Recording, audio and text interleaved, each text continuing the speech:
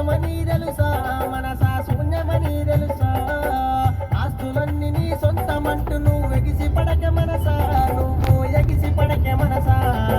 శాశ్వతమన్నది ఏది లేదని గమనించవే మనసా నువ్వు గమనించవే మనసా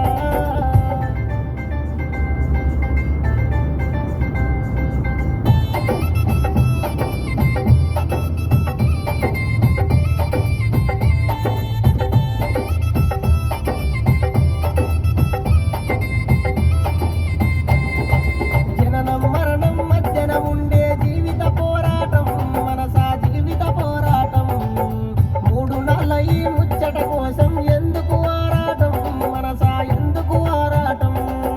జీవము దేహం ఇచ్చిన వాడే తీసుకెళ్ళునంట నిన్ను తీసుకెళ్ళునంట నీకు నచ్చినదేది